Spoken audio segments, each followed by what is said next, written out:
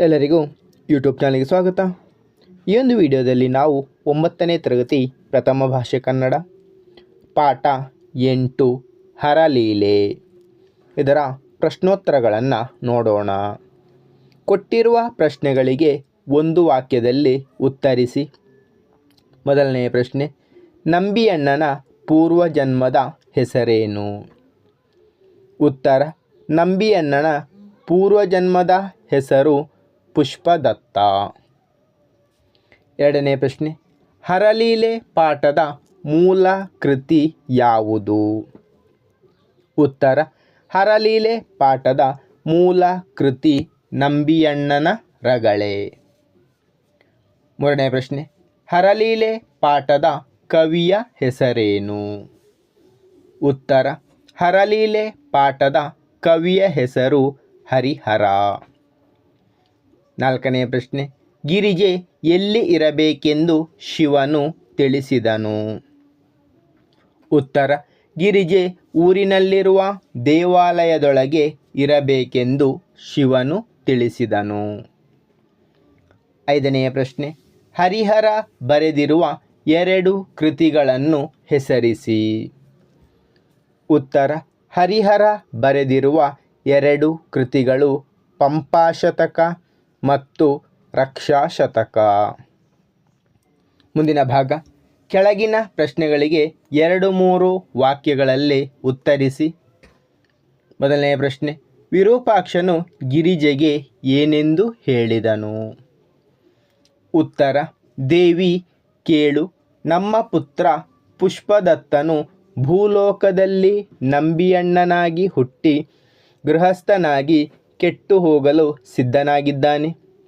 ನಾನು ಆತನನ್ನು ಸೇವಕನನ್ನಾಗಿ ಮಾಡಿಕೊಂಡು ನಾವು ಕಳುಹಿಸಿದ ರುದ್ರ ಕನ್ಯೆಯರಾದ ಪರವೆ ಸಂಕಿಲಿಯನ್ನು ಆತನೊಂದಿಗೆ ಸೇರಿಸಿ ಅವರಿಂದ ಪೂಜೆಯನ್ನು ಕೈಕೊಂಡು ಬರುವೆನು ಎಂದು ವಿರೂಪಾಕ್ಷನು ಹೇಳಿದನು.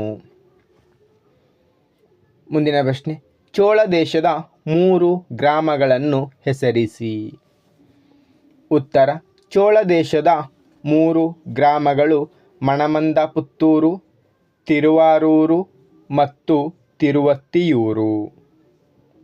ಮುಂದಿನ ಪ್ರಶ್ನೆ, ವೃದ್ಧ ಮಾಹೇಶ್ವರನು ಶಿವಮಂತ್ರವನ್ನು ಹೇಳುತ್ತಿದ್ದ ರೀತಿಯನ್ನು ತಿಳಿಸಿ. ಉತ್ತರ, ಮಹೇಶ್ವರನು ಪುಣ್ಯವೇ ಹಣ್ಣಾದಂತೆ ವೃದ್ಧ ವೇಷಧಾರಿಯಾಗಿ ವಿವಾಹ ಮಂಟಪದಲ್ಲಿ ಪ್ರತ್ಯಕ್ಷನಾದನು. ಅವನು ಒಮ್ಮೊಮ್ಮೆ ಕೆಮ್ಮುತ್ತಾ, ಒಮ್ಮೊಮ್ಮೆ ಗೊಹೆಗುಟ್ಟುತ್ತಾ ನಮಃ ಶಿವಾಯ ನಮಃ ಶಿವಾಯ ಎನ್ನಲು ಆಗದಂತೆ ತೊದಲುತ್ತಾ ನಡುಗುತ್ತಾ ಶಿವಮಂತ್ರವನ್ನು ಹೇಳುತ್ತಿದ್ದ. ಮುಂದಿನ ಪ್ರಶ್ನೆ, ಕೆಳಗೆ ಬಿದ್ದ ವೃದ್ಧನನ್ನು ನೋಡಿ ನೆರೆದಿದ್ದ ಜನ ಏನೆಂದು ಮಾತನಾಡಿಕೊಂಡರು? ಉತ್ತರ, ಕೆಳಗೆ ಬಿದ್ದ ವೃದ್ಧನನ್ನು ನೋಡಿ ನೆರೆದಿದ್ದ ಜನ ಈ ವೃದ್ಧ ಬ್ರಾಹ್ಮಣನನ್ನು, ಈ ಮುಪ್ಪಿನ ಮರುಳನನ್ನು, ಈ ಗೌತಮನ ಗೋವನ್ನು, ಈ ಬ್ರಹ್ಮೇತಿಕಾರನನ್ನು ಒಳಗೆ ಬಿಟ್ಟವರಾರು? ಇವನಿಂದ ಮದುವೆಗೆ ಅಪಶಕುನವಾಯಿತು ಎಂದು ಮಾತನಾಡಿಕೊಂಡರು. ಮುಂದಿನ ಭಾಗ, ಕೊಟ್ಟಿರುವ ಪ್ರಶ್ನೆಗಳಿಗೆ 8-10 ವಾಕ್ಯಗಳಲ್ಲಿ ಉತ್ತರಿಸಿ. ಮೊದಲನೆಯ ಪ್ರಶ್ನೆ, ಶಿವನು ವೃದ್ಧ ಮಾಹೇಶ್ವರನಾಗಿ ವೇಷ ಧರಿಸಲು ಕಾರಣ ಮತ್ತು ವೃದ್ಧ ಮಾಹೇಶ್ವರನ ವರ್ಣನೆಯನ್ನು ತಿಳಿಸಿ. ಉತ್ತರ, ಕೈಲಾಸದ ರುದ್ರಗಣದ ಸದಸ್ಯರಲ್ಲಿ ಒಬ್ಬನಾಗಿದ್ದ ಪುಷ್ಪದತ್ತ ಶಿವನಿಂದ ಶಾಪಗ್ರಸ್ತನಾಗಿ ಭೂಲೋಕದಲ್ಲಿ ನಂಬಿಯಣ್ಣನಾಗಿ ಜನಿಸಿರುತ್ತಾನೆ. ಮಣಮಂದ ಪುತ್ತೂರಿನಲ್ಲಿ ಅವನ ವಿವಾಹ ನೆರವೇರುವುದರಲ್ಲಿತ್ತು. ಆದರೆ ಶಿವ ಮತ್ತು ಗಿರಿಜೆಯರು ಕಳುಹಿಸಿದ ರುದ್ರಕನ್ನಿಕೆಯರು ತಿರುವಾರೂರು ಹಾಗೂ ತಿರುವತ್ತಿಯೂರಿನಲ್ಲಿ ಪರವೆ ಸಂಕಿಲಿಯರಾಗಿ ಜನಿಸುತ್ತಾರೆ. ಅವರನ್ನು ನಂಬಿಯೊಂದಿಗೆ ಸೇರಿಸುವ ಸಲುವಾಗಿ ವೃದ್ಧ ಮಾಹೇಶ್ವರನಾಗಿ ವೇಷ ಧರಿಸಿದನು. ವೃದ್ಧ ಮಾಹೇಶ್ವರನು ಕಾಲಿನಿಂದ ತಲೆಯವರೆಗೂ ವಿಭೂತಿ ಲೇಪಿಸಿದವನಾಗಿ, ಬಿಳಿಗೂದಲು ಸುಕ್ಕುಗಟ್ಟಿದ ಶರೀರ ಹೊಂದಿದವನಾಗಿ, ಚಂದ್ರನನ್ನು ಕೊಡೆಯನ್ನಾಗಿಸಿ, ತ್ರಿಶೂಲವನ್ನು ಹಿಡಿಯನ್ನಾಗಿಸಿ, ಖಟ್ವಾಂಗವನ್ನು ಊರುಗೋಲಾಗಿಸಿ, ಬ್ರಹ್ಮನ ಶಿರವನ್ನು ಕಮಂಡಲವನ್ನಾಗಿ, ಹುಲಿ ಚರ್ಮ ಗಜ ಚರ್ಮಗಳನ್ನು ಪಂಚೆಯನ್ನಾಗಿಸಿ, ಶಿರಮಾಲೆಯನ್ನು ಜಪಮಾಲೆಯನ್ನಾಗಿಸಿ, ಮಹಾವೃದ್ಧನಾಗಿ ಕೈಲಾಸದಿಂದ ಚೋಳ ದೇಶದ ಮಣಮಂದ ಪುತ್ತೂರಿನ ಮದುವೆ ಚಪ್ಪರದ ಮುಂದೆ ಪ್ರತ್ಯಕ್ಷನಾದನು ಎಂದು ವರ್ಣಿಸಿದ್ದಾರೆ. ಮುಂದಿನ ಪ್ರಶ್ನೆ, ಮದುವೆ ಮಂಟಪದಲ್ಲಿ ವೃದ್ಧನು ಮಾಡಿದ ಅವಾಂತರಗಳಾವುವು? ಉತ್ತರ, ವಿವಾಹ ಮಂಟಪದೊಳಗೆ ಶಿವನು ಮೆಲ್ಲನೆ ನೋಡುತ್ತಾ, ಮನದೊಳಗೆ ನಗುತ್ತಾ, ಕೋಲನೂರಿಕೊಂಡು ಕೆಮ್ಮುತ್ತಾ, ವಿವಾಹ ಮಂಟಪದ ಬಳಿ ಸಾಲಾಗಿ ಜೋಡಿಸಲಾಗಿದ್ದ ತುಪ್ಪದ ಕೊಡಗಳಲ್ಲಿ ನಾಲ್ಕೆರಡನ್ನು ಕೆಡವಿ ನಮಃ ಶಿವಾಯ ಎಂಬ ವೃದ್ಧ ಧ್ವನಿ ಅವನ ಬಾಯಿಂದ ಬರುತ್ತಿದ್ದಂತೆ ಕೊಡಗಳ ಮೇಲೆ ಬಿದ್ದ. ಅಲ್ಲಿ ಕುಳಿತಿದ್ದವರ ಮುಖಕ್ಕೆ, ಕಣ್ಣುಗಳಿಗೆ, ಮೈಯ ಮೇಲೆ ತುಪ್ಪ ಚೆಲ್ಲಿತು.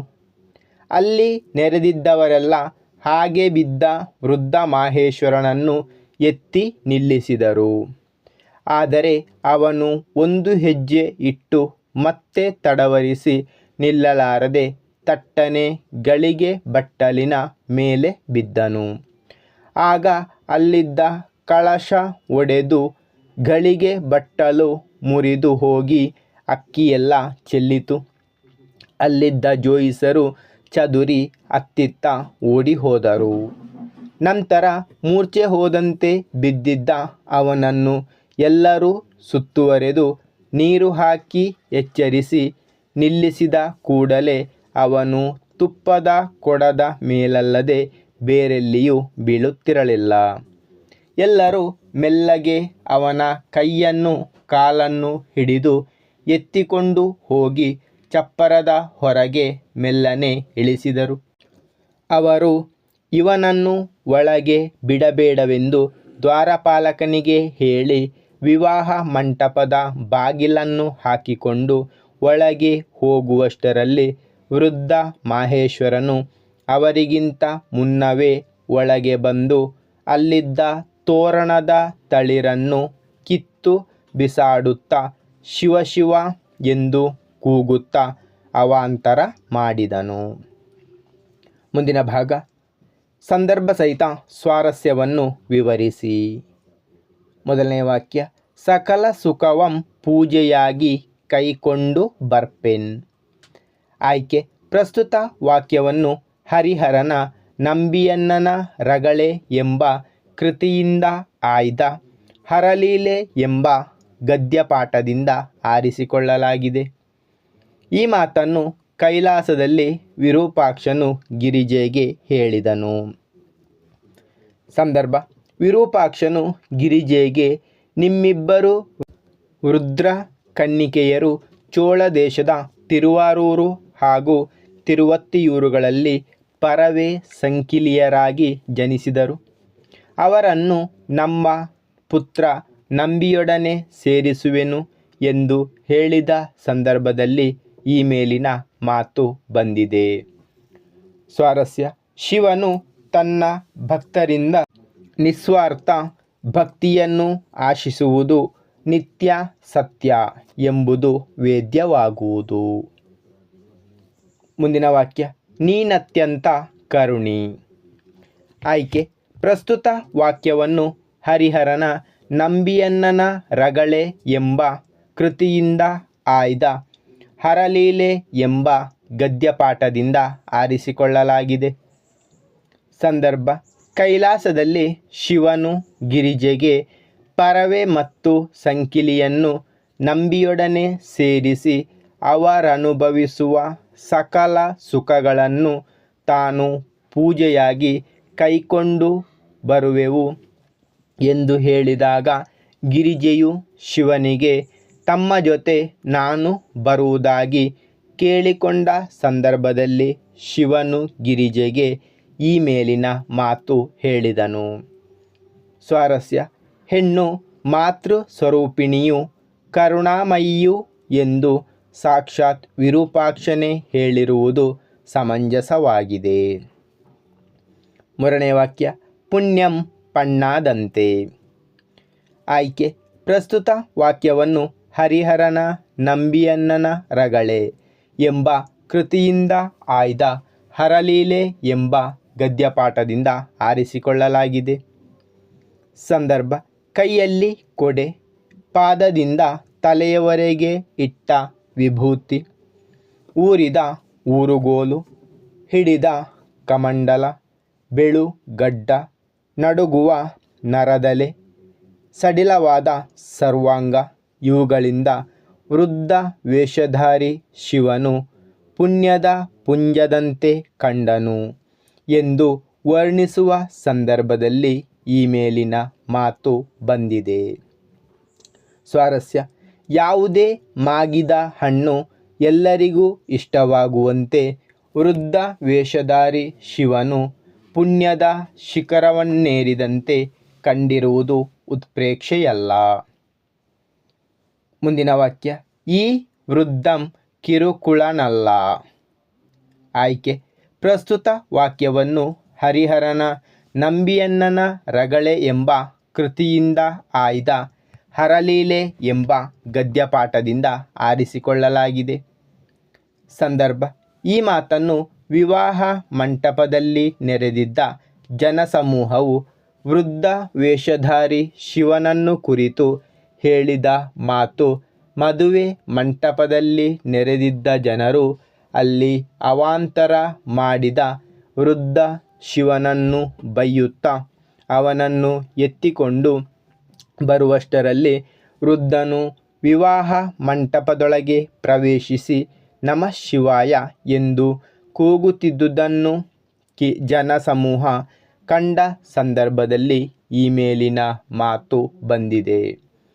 ಸ್ವಾರಸ್ಯ: ದೇವರನ್ನು ಅವರ ಮಹಿಮೆಯಿಂದ ಗುರುತಿಸುವ ಜನರ ಭಕ್ತಿ ಪ್ರಶಂಸಾರ್ಹವಾದುದು.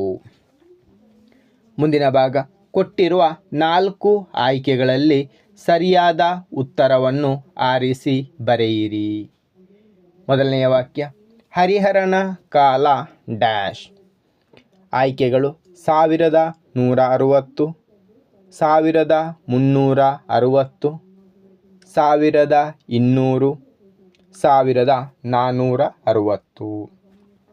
ಸರಿಯಾದ ಉತ್ತರ 1200. ಮುಂದಿನ ವಾಕ್ಯ: ವೃದ್ಧ ಮಾಹೇಶ್ವರ ಡ್ಯಾಶ್ ಕೊಡದ ಮೇಲೆ ಬಿದ್ದನು. ಆಯ್ಕೆಗಳು: ಎಣ್ಣೆಯ, ಹಾಲಿನ, ತುಪ್ಪದ, ಮಜ್ಜಿಗೆ. ಸರಿಯಾದ ಉತ್ತರ ತುಪ್ಪದ. ಮುಂದಿನ ವಾಕ್ಯ: ಹರಲೀಲೆ ಪಾಠವನ್ನು ಡ್ಯಾಶ್ ರಗಳೆಯಿಂದ ಆಯ್ದುಕೊಳ್ಳಲಾಗಿದೆ. ಆಯ್ಕೆಗಳು: ಬಸವರಾಜ ದೇವರ ರಗಳೆ, ನಂಬಿಯಣ್ಣನ ರಗಳೆ, ಗುಂಡಯ್ಯನ ರಗಳೆ, ಮಹಾದೇವಿಯಕ್ಕನ ರಗಳೆ. ಸರಿಯಾದ ಉತ್ತರ ನಂಬಿಯಣ್ಣನ ರಗಳೆ. ಮುಂದಿನ ವಾಕ್ಯ: ವೃದ್ಧ ಮಾಹೇಶ್ವರನು ಕೈಲಾಸದಿಂದ ಡ್ಯಾಶ್ಗೆ ಬಂದನು. ಆಯ್ಕೆಗಳು: ಮನಮಂದಪುತ್ತೂರು, ತಿರುವಾರೂರು, ತಿರುವತ್ತಿಯೂರು, ಕೈಲಾಸಪುರ. ಸರಿಯಾದ ಉತ್ತರ ಮಣಮಂದಪುತ್ತೂರು. ಮುಂದಿನ ಭಾಗ: ಹೊಂದಿಸಿ ಬರೆಯಿರಿ. ಪುಷ್ಪದತ್ತ ನಂಬಿಯಣ್ಣ, ರುದ್ರಕನ್ನಿಕೆಯರು ಪರವೆ ಸಂಕಿಲೆ, ಚೋಳದೇಶ ಮಣಮಂದ ಪುತ್ತೂರು, ಕಮಲಜ ಬ್ರಹ್ಮ, ಗಿರಿಜೆ ಪಾರ್ವತಿ. ಧನ್ಯವಾದಗಳು. ಇಷ್ಟವಾದರೆ ಲೈಕ್ ಮಾಡಿ, ಶೇರ್ ಮಾಡಿ. ಹೆಚ್ಚಿನ ವಿಡಿಯೋಗಳಿಗಾಗಿ ಚಾನಲನ್ನು ಉಚಿತವಾಗಿ ಸಬ್ಸ್ಕ್ರೈಬ್ ಮಾಡಿ.